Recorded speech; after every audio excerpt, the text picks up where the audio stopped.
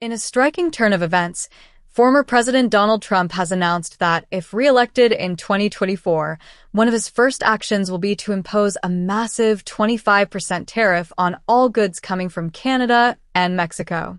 But what may seem like an ordinary trade policy shift at first glance quickly turns into a dramatic legal and political blunder, as Trump's plan not only defies economic reasoning but also directly violates a law he personally signed into effect during his presidency. The law in question is the United States-Mexico-Canada Agreement, USMCA, which Trump championed as a major victory for American workers and businesses. However, in his latest announcement, the former president seems willing to disregard his own legacy for the sake of pursuing personal political objectives, without a clear understanding of the consequences. This tariff proposal is not just a foreign policy issue. It's a deeply impactful move that could reverberate across industries in the U.S., especially in sectors like automotive, fossil fuels, and consumer goods. Trump's plan has already drawn significant backlash from leaders in Canada, Mexico, and within the U.S. business community. With so much at stake, let's break down the implications of this tariff strategy, how it contradicts Trump's own legislative actions, and why this decision is a self-inflicted wound that could potentially hurt the very Americans he claims to protect. 1. The announcement: a 25% tariff on Canada and Mexico. Last Monday, in a highly anticipated announcement, former President Donald Trump laid out a bold plan that would introduce a 25% tariff on all goods coming from Canada and Mexico. Trump claimed that this action was necessary to curb the flow of illicit drugs into the United States, which he believes these neighboring countries are facilitating. Specifically, he singled out Mexico, demanding that the country prevent people from crossing the southern border into the U.S. and stop drug smuggling. Trump's rhetoric is familiar. He often frames these trade decisions in terms of protecting American sovereignty and security. In his mind, tariffs are a tool to leverage foreign governments into complying with U.S. demands, and in this case, his demands are clear. For Mexico, it's a matter of border control and halting drug shipments. For Canada, it's about tackling the illegal drug trade, despite the fact that Canada has long been a reliable trade partner and ally. What is striking, however, is that these tariffs will not be limited to specific sectors or products, but would apply to all goods coming from these countries. This means that everything from consumer electronics to food products and even vehicles could be subject to these exorbitant fees. This blanket approach is set to have far-reaching consequences for U.S. consumers, who will feel the price hikes across every aspect of their daily lives. 2. The additional 10% tariff on China, a continuation of previous policies. In addition to the tariffs on Canada and Mexico, Trump announced that he would be imposing an additional 10% tariff on Chinese goods, building upon the trade war he initiated during his presidency. While this part of his plan doesn't introduce a new policy, it highlights a critical flaw in Trump's understanding of global economics. The Chinese tariffs were already a contentious issue during his tenure, with many businesses in the U.S. suffering from the increased costs of imported goods, while the broader U.S. economy faced slowdowns in key industries. The addition of this 10% tariff may appeal to Trump's base, who view China as a primary economic and geopolitical rival, but it risks further isolating American businesses and consumers. Many U.S. companies have already shifted supply chains away from China to avoid these tariffs, but those alternative sources will also now be affected by Trump's new approach to Canada and Mexico, creating a ripple effect across North American and global trade. 3. The economic fallout. Impact on U.S. industries. One of the most glaring consequences of Trump's proposed tariffs is the potential harm to American industries that rely heavily on imports from both Canada and Mexico. 2 of the most impacted sectors will likely be the automotive and fossil fuel industries. Automotive industry. The U.S. automotive industry has deep trade ties with both Canada and Mexico, with many parts and components crossing the border multiple times before they are assembled into finished vehicles. Automakers in the U.S. depend on the free flow of goods between these countries to maintain competitive pricing. A 25% tariff on these imports could devastate the automotive sector, pushing up prices for cars and potentially forcing some manufacturers to relocate production or lay off workers due to skyrocketing costs. Fossil fuel industry.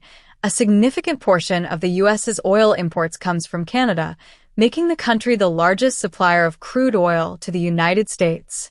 Trump's tariffs, which would also target fossil fuels, could lead to higher gas prices and a potential supply shortage, given the U.S.'s reliance on this energy source.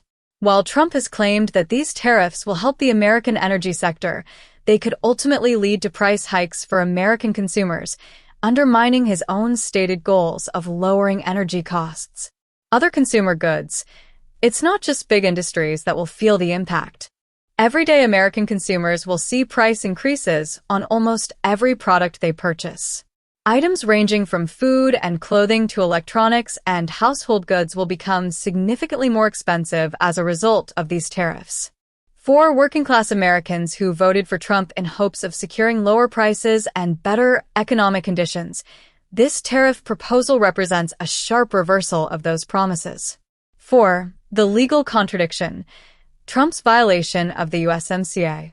Perhaps the most egregious aspect of Trump's tariff announcement is that it directly contradicts the very law he championed during his presidency, the United States-Mexico-Canada Agreement, USMCA.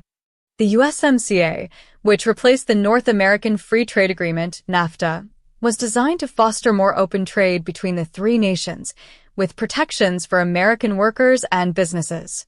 Trump made a public show of signing the agreement into law, calling it a historic achievement and a victory for his administration. However, the USMCA contains provisions that explicitly prevent the imposition of new tariffs on Canada and Mexico, making Trump's tariff plan not just misguided but legally untenable. In short, Trump is proposing to break his own law, a law that he was instrumental in passing, all in the name of a political agenda that is increasingly out of touch with reality.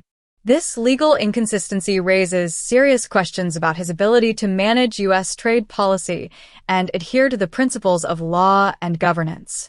5. The backlash. Domestic and international reactions. Trump's tariff plan has already sparked outrage from both domestic and international leaders. Canada and Mexico. Leaders in both Canada and Mexico have vocally opposed the proposed tariffs, warning that they will retaliate with their own measures, potentially leading to a full-blown trade war. These tariffs could severely damage the already fragile relationships between the U.S. and its two closest trade partners. U.S. business community. American business leaders, particularly in industries that depend on cross-border trade, have raised alarms about the economic damage these tariffs would cause. The automotive sector, in particular, is expressing concern that these tariffs could lead to higher costs, lower consumer demand, and a loss of competitiveness on the global market. Additionally, the fossil fuel industry is upset that Trump is disregarding the importance of affordable energy sources from Canada. American consumers. Ultimately, the hardest hit will be American consumers, who will face increased prices on everyday goods and services.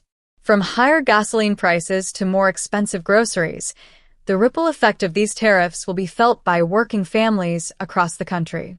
6. The bigger picture. Trump's economic understanding.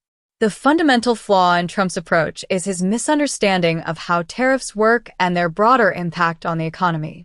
While tariffs may seem like an easy solution to trade imbalances or political grievances, they often end up hurting the very people they're meant to protect.